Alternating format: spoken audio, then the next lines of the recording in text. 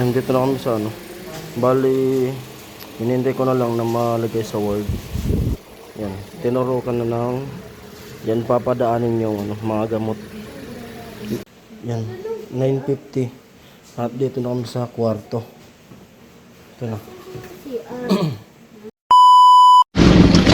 Kain na ka mo? Ayun po mga kaparing Jason. At alas 4 na. Dito na rin yung anak namin. Hinintay namin na umuwi. Bali yung mga classmate niya nandun pa sa school. At sinabay niya na yung teacher na maaga siyang uwi kasi may pupuntahan nga po kami. Kung iwanan kasi namin to, kung gabihin kami ni Ami, kawawa to. Hindi siya makakain. Maghahanap sa amin. Kaya hinintay muna namin. At ngayon papunta kami sa ospital. At maraming salamat po talaga sa ano. Kanina nablang ko kasi kakagising ko lang. Kasi paggabi talaga natutulog ako madaling araw na kasi binabantayan. Kahit kunti lang yung laman ng tindahan yan, mahalaga yan sa akin, sa amin namin kasi diyan kami kumukuha ng pinagkakabuhayan namin.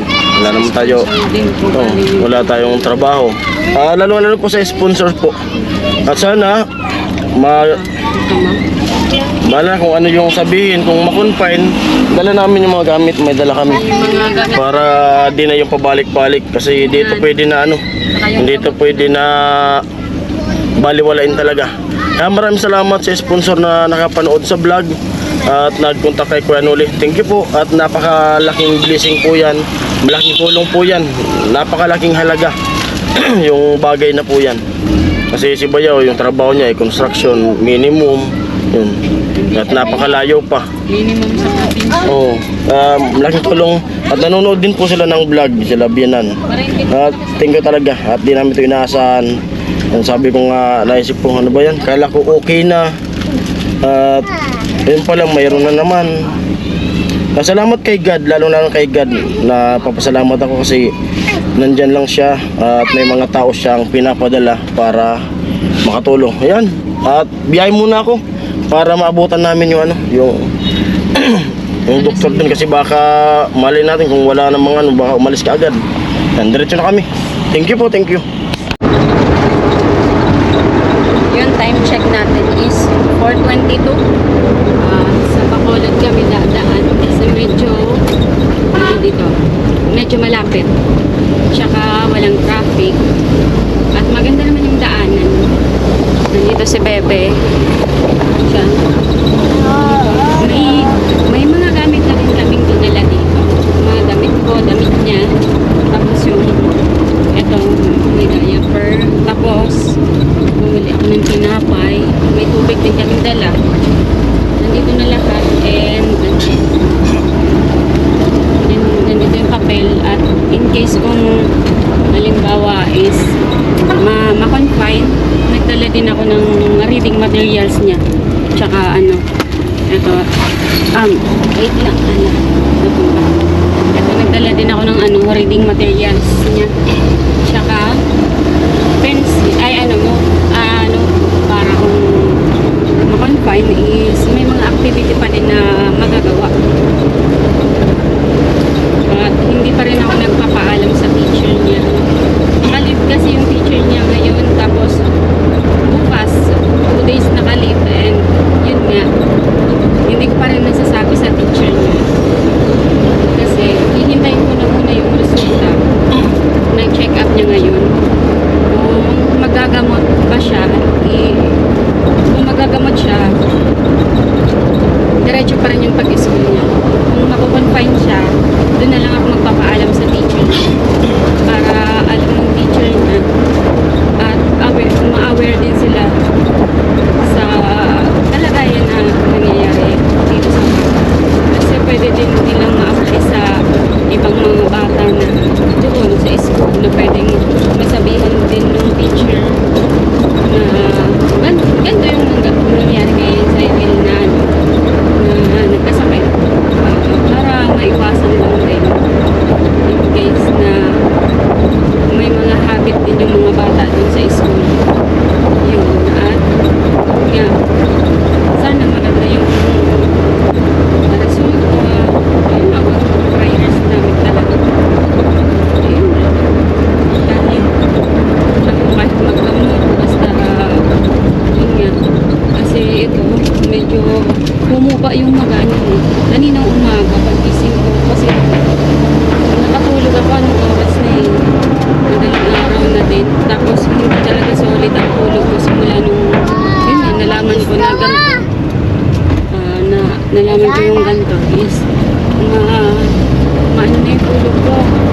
putol na yung tulog ko. Idlip na lang pag madaling araw.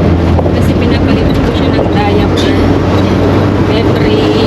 Every 1 hour, every 30 minutes. Tingitingan ko siya eh. Tapos yun, pagising ko kanina, humupa na yung ano niya. Kasi yung paa nito, humupa na siya. Na halos nakikita ko na to, yung ganyan niya. Humupa-hupa na siya. Although yung ihi niya, pagkagising, may pula pa din. Kasi pagtulog, hindi ko siya ginigising para uminom ng tubig eh. Siguro, hindi ko alam kung pwede ba yung gigisingin mo yung bata para lang uminom tapos matutulog. Kasi naano din ako kasi baka sumakit yung ulo niya. Yung nabibigla siyang magising. At yan, ang oras is ayan, 4:26. Yun, parang umuulan ata sa Erga. Kasi sobrang kapal ng ano eh. Ayun, sobrang makulimlim. Ngayon lang ulit tayo tumakbo ng mabilis. Hinintay lang kasi namin yung anak namin eh. Kasi Hintay namin si Bibi. walang kasama. Pero sobrang malapit lang naman. Ayun na yung Iriga eh. Kumbaga parang tutumbukin na lang yung Iriga. Na mas mabuting may ano dito. May daanan dito papuntang baho. Kaysa kung magnanabwa kami is iikot lang. Ano? Okay na lang?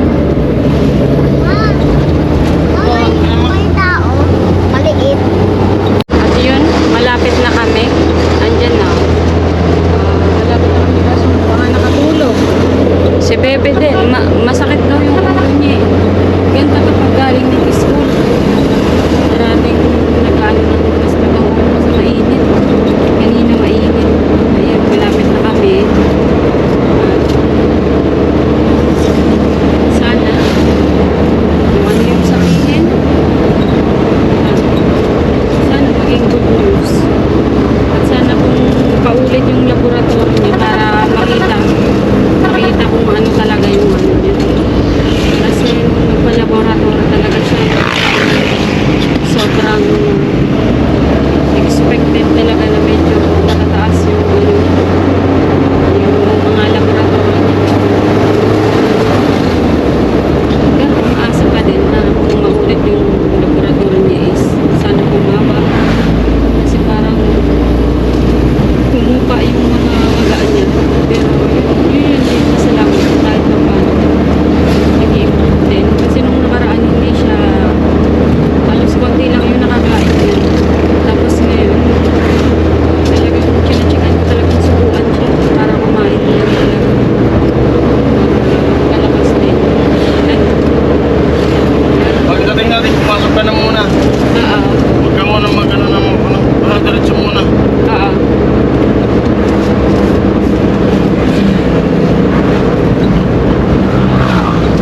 Nagkalahay ko dito sa harap. Tapos diretso sa loob. 4:48 na. Sige. Basta tayo malis. Siguro parang 4:21. 4:21 nasa ano na tayo eh. Nasa biyahe na. Medyo na traffic kami sa hanap buhay. Kasi pag ganito kasi labasan talaga ng mga estudyante. Pag alas 5 na. Mag-aalas 5. Mga 4:30 labasan ng mga estudyante doon. So yan na. Katabi lang siya ng McDo. Kaya ito nga, naawa kami kasi nung pagpunta namin, nakita niya yung McDo. Sabi niya, McDo.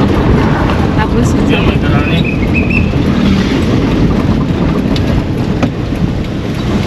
may garahe.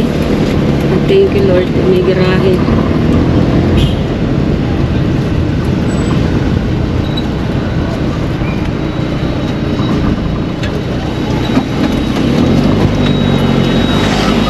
Kaso tulog, ako muna yung papasok. Mahal ka muna doon. Wait lang, bigay ko lang sa muna.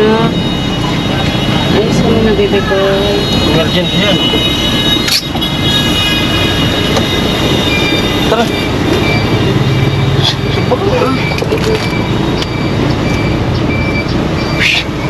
Emergency. Ay, may tikbak na yun. Ito.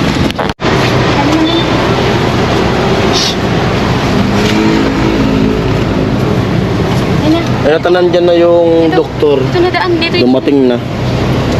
Tulog si baby, nalula. Bilis ng patakbo ko. Ngayon lang ng mabilis na naman. Ah. Tadi na. Dito na, apak na dito. Ito nila duman kasi may storbo si baby tulog. Ang sabi ng doktor, si Totoy na? Ha? Siya na yung tinatawag? Dapat kasi may inauna na. Bawal kasi din mag-video sa loob. Ano sila? Baby tulog, bantayan ko din sa loob.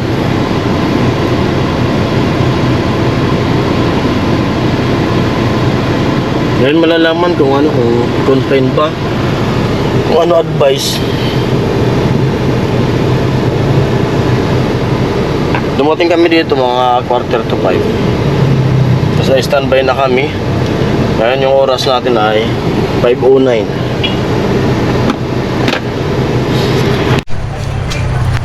Ay, sobrang madali namin kanina. Hindi rin pala gumana yung microphone. Hindi ko pala nakabit yung wire. Tara, doon tayo sa loob. Tingnan natin try natin kung makabulag ako doon sa loob.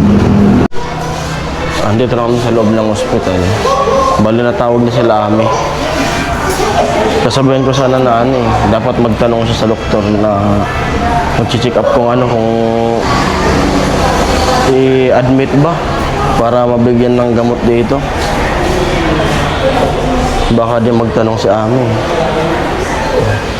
Sobrang madali yung wire. Hindi ko nakabit. Tingnan ko nga mamaya kung biyahin natin kanina na nahilo nga. Ano, bilis yung takbo natin.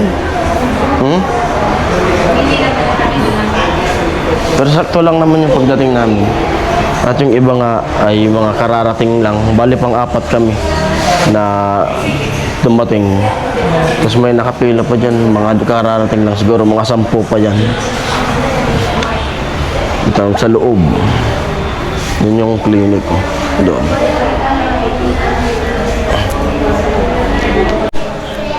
Naalala mo to? Ano? Ano? Ano? Yung nayote ay ako. Nung nayote ay ka? Dito ka, dun ka, sa taas. Sa taas yun. Ano lang naman dito? Basta marunong ka lang mag-asikaso ng mga papel.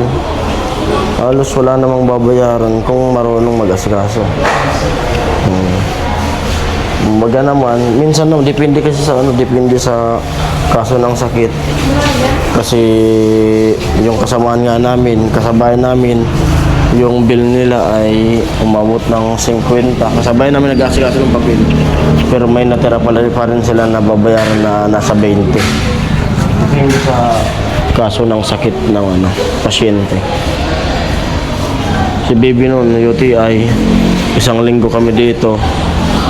24 ata yun. Hindi ka matandaan, basta 20 plus yung bill namin. Tapos yung natira na binayaran ko ay nasa 5,000 natin o 7,000. Basta ayun. 5 araw lang ako dito. Oo, 5 araw lang kaya nito noon. Kaya basta marunong lang matyaga lang na mag-asikaso ng mga dapat asikasuhin. Tapos yung kwarto nun ay siya lang, di ba? Kasi bata, pag bata, private kasi ito. Solo lang doon sa kwarto, tapos may aircon, may TV. Ito nga, nung lalabas na kami, ayaw nang lumabas. Bukas na lang tayo lumabas, hindi ka pwede. Kasi dagdag na naman tayo ng dagdag na naman ng bill. Kami bukas na lang, alas 7 na kami namin mag-asikaso.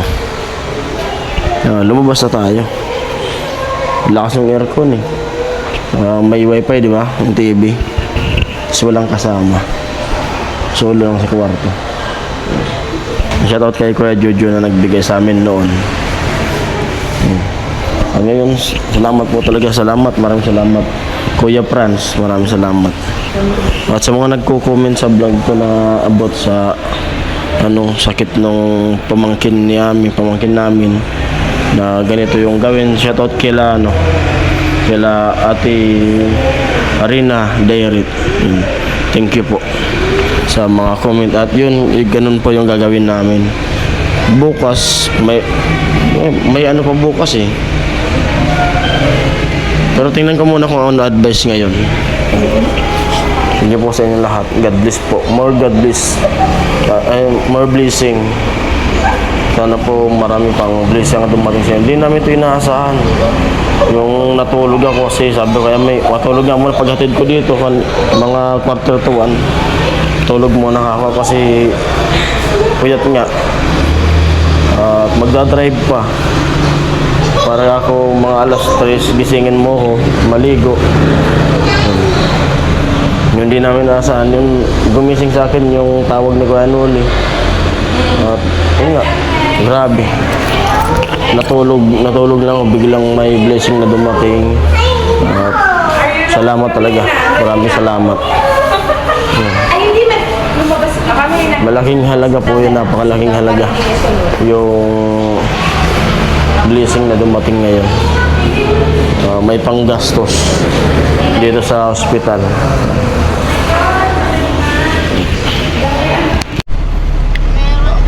Ayan po mga paring Jason.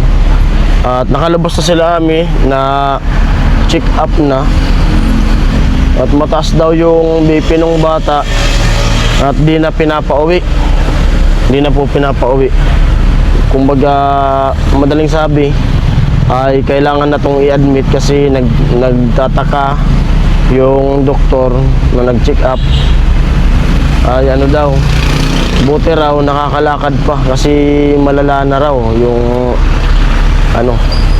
yung nararamdaman nito kasi mataas daw yung BP. Kaya tinuturo kami dun sa kabilang ospital dun sa Dunyao Sepa.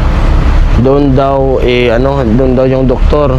Sabi ko kay Ami, tanungin mo kung pwede naman dito i-admit dito sa ospital nito. Kasi mas ko dito. Di naman sa mas dito, mas gusto ko dito eh. Dito sa ospital na to. Kaya sabi ko balikan mo, tanungin mo na bakit hindi na lang dito i-confine. Pupunta pa doon sa kabilang ospital. Kasi kung pwede naman dito na lang magpa-confine kami. Kasi naman talaga yung pinag-usapan namin ay i-confine talaga. Sa amin. Kasi hindi na to normal. Ano sabi? Sabi ng nag-iisa lang siya dito sa Kamsur. Na Diyan lang talaga siya sa Josefa.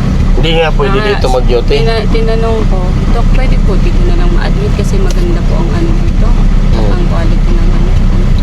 Gustuhin ko man yun kasi hindi talaga na pwede. Katusan na po ngayon. Amo nang ito pinakadagas ngayon, Dok. Tadi ka musap na busad sa nangayayan. May specialist ka. Kaya di siya nag-duty yung doktor. Di pa yung doktor kasi dito. Papalit-palit lang naman. Marami silang mga ospital na pinupunta yung mga doktor. Di pala yun dito na nag-duty. Pwede man pala niya maggatas. Tinanong ko yung doktor. Basta di sa nakakano sa maalat tsaka mamantika. Taba. Tapos na tayo. Baka magpulang pa di sa atin. At doon daw, huwag kang baka ng gusto. Nagpapataranta ka, huwag kang mataranta. Kahapon pa yan, ganun, wala nang pagbabago yan. Kahapon, di na BP. Huwag kang magpataranta. Ayan po, papunta na kami dun sa hospital. Doon daw talaga i-confine. Diretso na kami doon. Dito na kami sa papasok ng Dunyao Sepa. Kasi yan Santa Maria Josefa Hospital.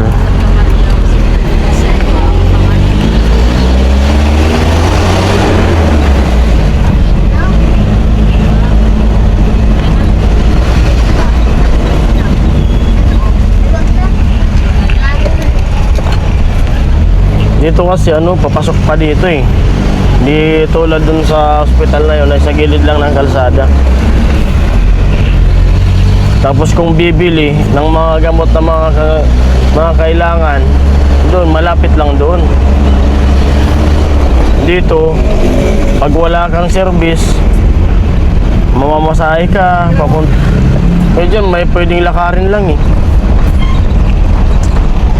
Dito, liblib dito eh.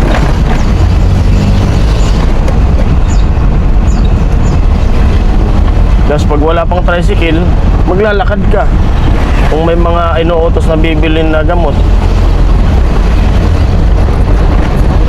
Madistansya to sa sa highway.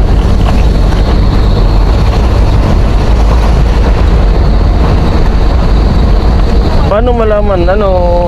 Papatawag sa guard? Yung doktor?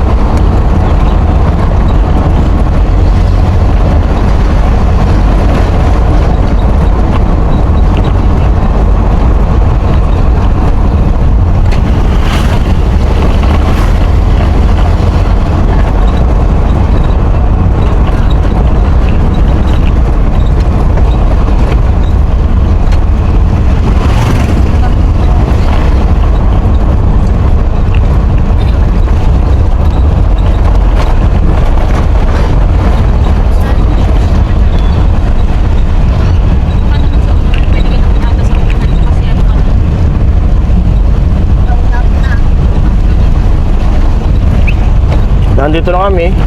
Papasok na kami dito sa hospital.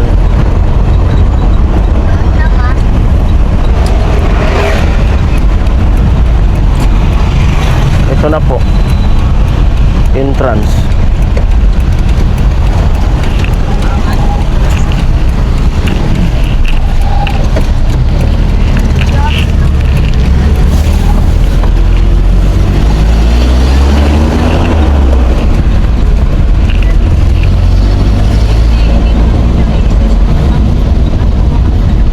At parking muna tayo.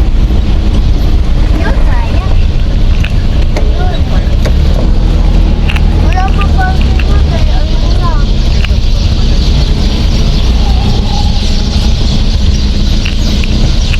Baba na kayo.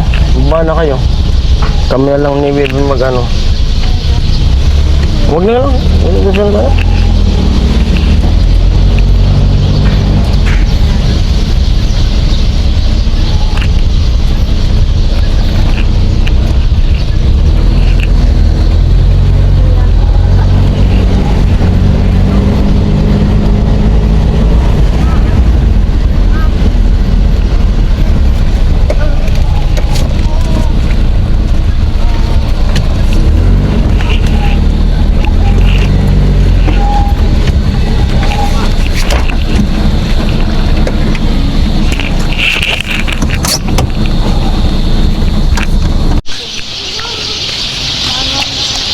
Nandito na kami. Mag-a-admit na. Hindi ma. Nak, dito.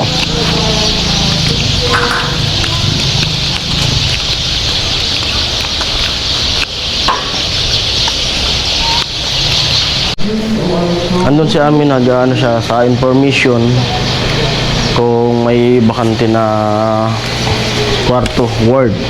Kasi sabi dito sa information, depende raw yun sa, tinanong kasi kung ilang taon, depende raw sa doktor kung pwede sa ward itong bata. Ay, good. Nagtataka daw yung yung doktor na nag-check up, bakit napakataas daw ng BP, pero nakakalakad pa. Ang kulit nga eh. Sabi ko umupo lang dun, dito pumunta. Aquarium.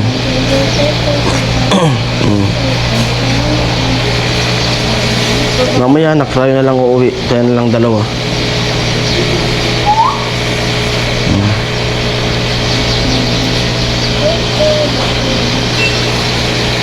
Nun. Nung nakaraan din nun. Ay, nako. Okay na? Ha? Bakit? Magula-ula, tapos at ka na mag-usap mo. Sabi, naglalabas pa mo lang. Labas muna kami ni baby. At nagpakabili sa amin ng tubig. Bali di pa na-admit, nasa emergency room pa lang. Hintayin ko pa bago kami umuwi ni baby. Hindi ka pa nagugutom? Hintayin ko muna makapasok sa loob bago kami umuwi para kung sakaling bukas may ihatid ako na gamit, alam ko kung saan ako pupunta. Bili ng tubig kasi yun din yung kailangan ni Ami, yung gamot niya. Kaya yun nga sinasabi ko na ako na lang sana magbantay, kaso ayaw ni Ami. Ang problema pa dyan, kailangan yung tubig niya malamig. Wala namang bibili ng box. Dito kami sa labas, bibili kami ng tubig. Nandito na kami. Tubig.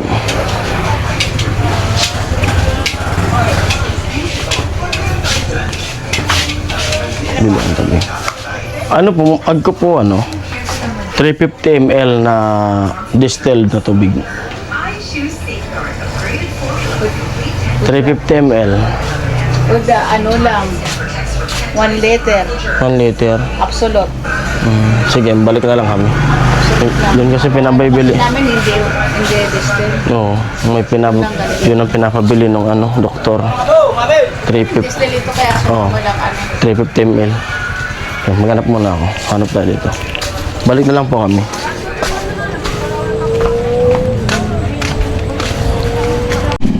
Yung wala kaming nabiling tubig. Sabi kasi nung doktor, yung bili namin na 350 ml na tubig. Tara. Kasi yun daw yung parang sukat ng iinumin niya na tubig. Wala dito. Yan ang sinasabi ko dito Kasi papasok. Yun, lalabas pa ako, pupunta pa ako dun sa sentro.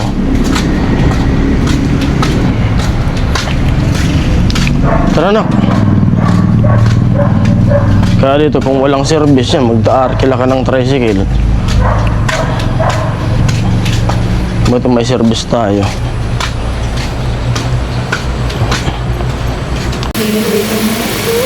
Yan, dito na kami sa bali, hinintay ko na lang na malagay sa Word.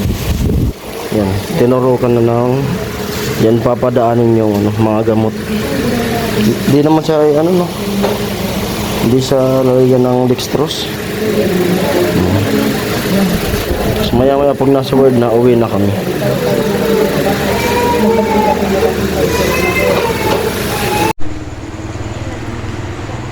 At lalabas muna kami ni baby.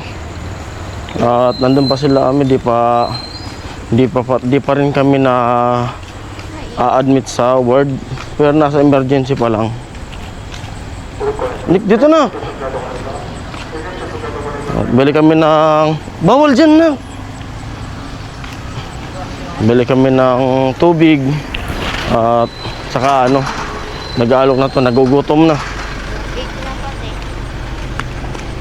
Nagugutom na rin siya. Kain muna kami sa labas. Kasi yung oras 8 na. Tapos wala kaming dalang pagkain. Bibilan ko na rin si Ami. Yan.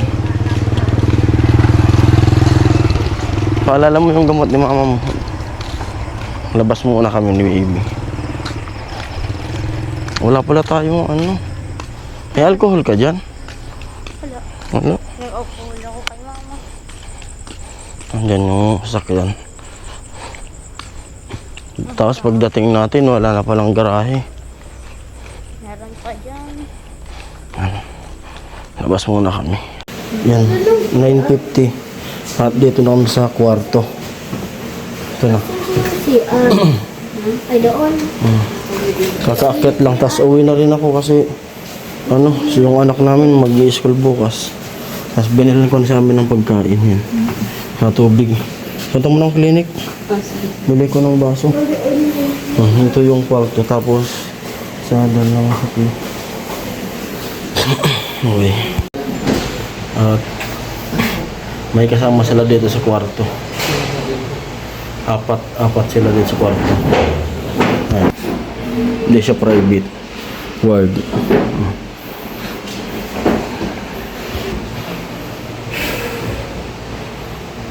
Tapos bukas, pa-eskolin ko yung anak ko. Tapos pupunta ako rito para magdala ng pagkain ni Ami.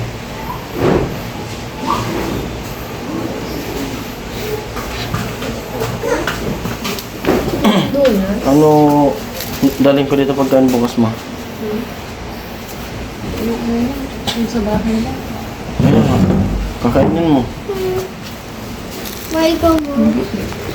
Ano? Ano pa, laga-laga. Nila. Tanghalian, dala ko dito, tas hapon magluluto ako, punta kami ni Baby dito.